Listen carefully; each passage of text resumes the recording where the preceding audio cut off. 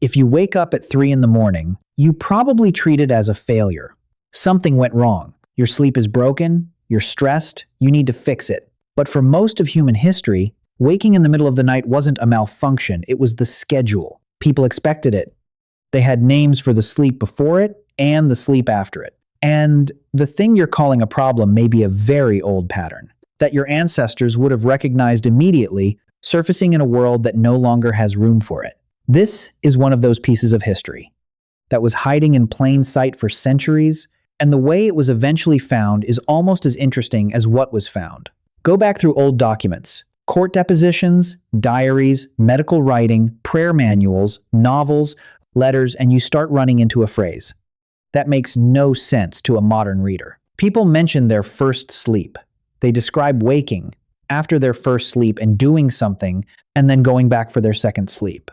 They mention it the way you might mention breakfast. No explanation. No sense that they're describing anything unusual or worth commenting on. Just a casual reference to a part of the night that every single person reading would have understood immediately. And for a long time, historians read straight past it. That sounds like an oversight, and it isn't really.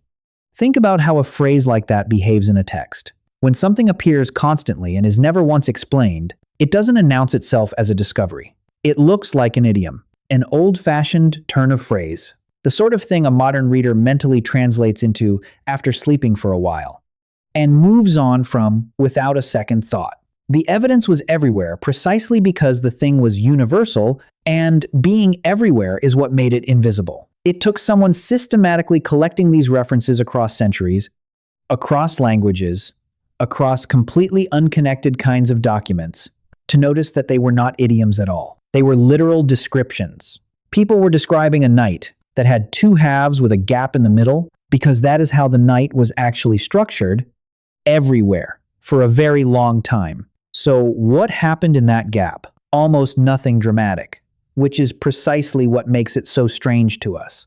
The references describe people waking naturally after several hours of sleep, and then spending something like an hour, sometimes longer, simply awake, in the dark or by a low fire, tending that fire, talking quietly with whoever else was awake, praying. There were devotional texts written specifically for this hour, which tells you how routine it was. Having sex, which several writers noted was better suited to this hour than to the exhausted end of a working day. A practical observation offered without embarrassment, the way you'd note that bread rises better in a warm room. Thinking, lying still and doing nothing at all. And then, after that interval had run its course, going back to sleep again until morning. Picture a house at 2 in the morning, 300 years ago. Several people are awake and nothing is wrong. Someone has stirred the fire back to life and is sitting near it. Two others are talking quietly in the dark. The particular kind of conversation that only happens at that hour, unhurried, half-dreaming, more honest than daytime talk. Somebody is praying. A child who woke with them has been fed and is drifting off again. Nobody has checked anything. Nobody is calculating. And in an hour or so, without any signal or decision, they will all lie back down and sleep again until it gets light. That is the scene the documents describe, over and over, across centuries and countries, always in passing, never as anything remarkable. It was simply the middle of the night. Notice what's completely absent from these accounts. Nobody is anxious.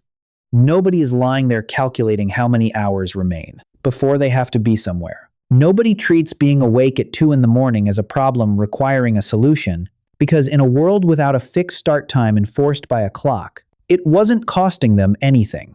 The waking was simply a part of the night, as unremarkable as the sleeping on either side of it. That's the historical record. But historical records can be misread, and a reasonable person might wonder whether this was a cultural habit rather than anything deeper.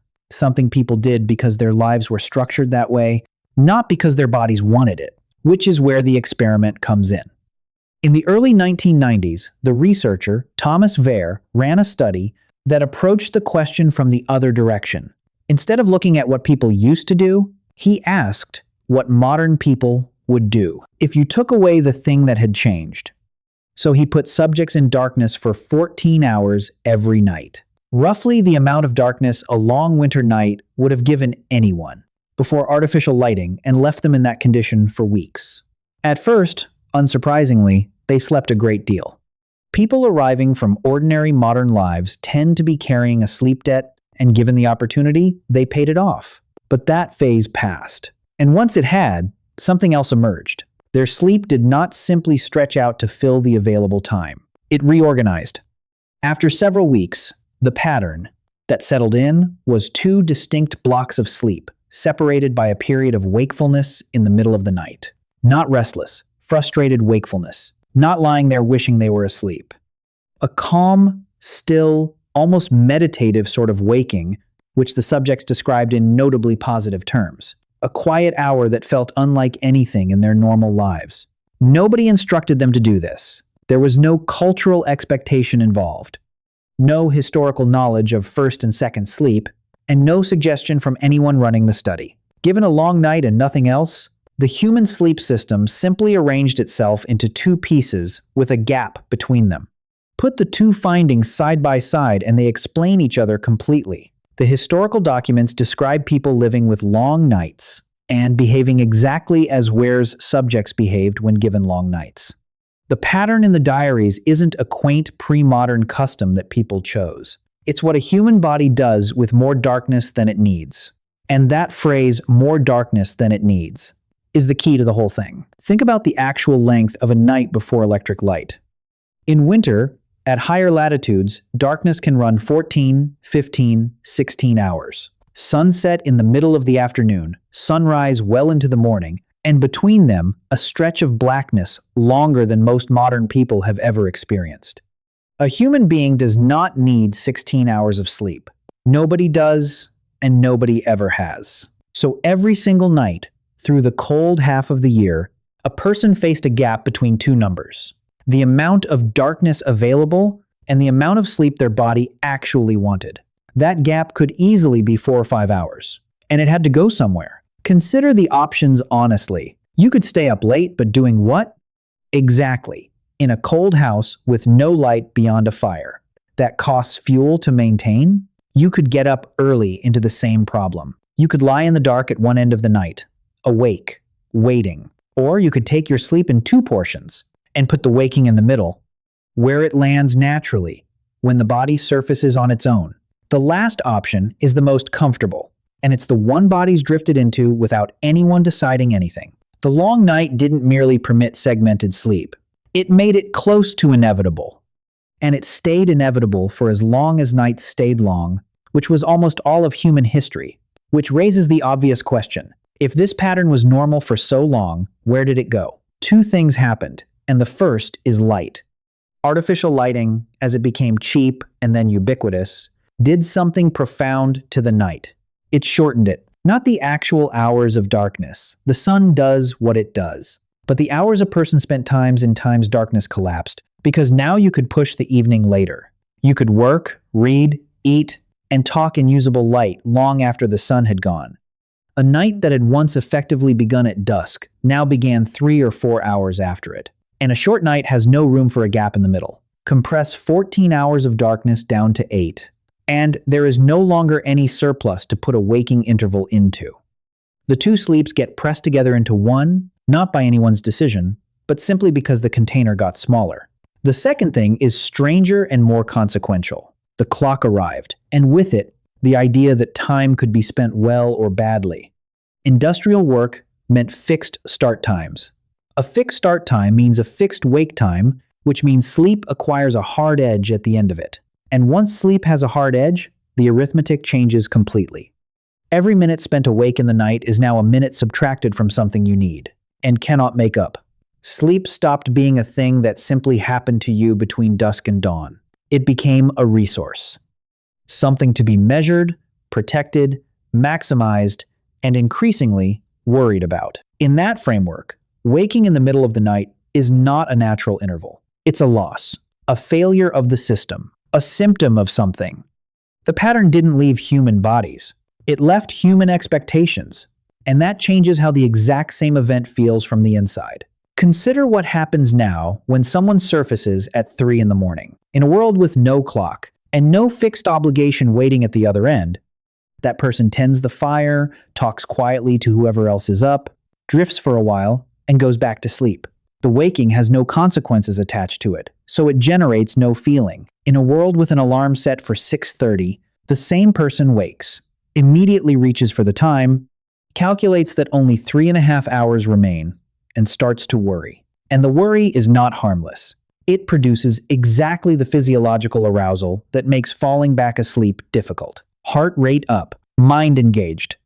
The body reading all of it as a signal that something needs attention. So the worry about not sleeping becomes a reason for not sleeping, and the loop closes on itself. Look carefully at what actually differs between those two versions. Not the waking. The waking is identical, same hour, same body, same ancient rhythm surfacing on schedule. What differs is everything built around it. A fixed morning, a number to check, and a belief that the night is a resource you are currently wasting. The event is ancient and ordinary. The distress attached to it is new, and it is very largely manufactured by the framework we have wrapped around sleep. Now, the honest and necessary caveat, because this is a topic where a nice historical story can do real harm if it's over-applied. None of this means that sleep problems aren't real. Insomnia is a genuine condition. It is miserable, it can be serious, and it is not resolved by learning an interesting fact about the 17th century. Persistent trouble sleeping, night after night, over weeks, affecting how you function during the day, can also be a signal of something else worth investigating. If that describes you, the useful move is a conversation with a doctor, not a reframe from a video. The point being made here is narrow and specific, and it is worth stating precisely. A single natural waking in the middle of the night, followed by returning to sleep, is not by itself evidence that something is broken in you. That particular experience has a long, well-documented, entirely ordinary history behind it. That is a different claim from saying nobody has sleep disorders, and it should not be stretched into one. Knowing the history might take some of the panic out of a 3 a.m. waking. It is not a diagnosis, and it is not a substitute for one. So come back to your own 3 in the morning. You wake. The room is dark and quiet. And within about 2 seconds, you reach for a phone or squint at a clock because the first thing your mind wants to know is how much time is left. And that single reflex is the whole difference between your night and your ancestors. They woke into a night with no number attached to it. You wake into an accounting. Then the screen makes it worse in a way nobody in history had to deal with, because bright light at that hour is a direct instruction to your body that the night is over, delivered at the precise moment you were trying to persuade it otherwise. Somewhere underneath all of that is a very old rhythm, a night with two halves and a quiet space between them, where people used to lie in the dark, tend a fire, talk to someone they loved, and think about nothing in particular for an hour, before sleeping again until dawn. That interval was normal for an extremely long time. It only became a problem when we started counting the hours. If you made it this far, you are exactly the kind of person this channel exists for. We make videos like this one every week about ancient human behavior, about what your body still remembers, and about the gap between the world you were built for and the one you actually live in. If that is something you want more of, hit subscribe. It costs you nothing, and it tells the algorithm that this kind of storytelling is worth keeping alive. See you in the next one.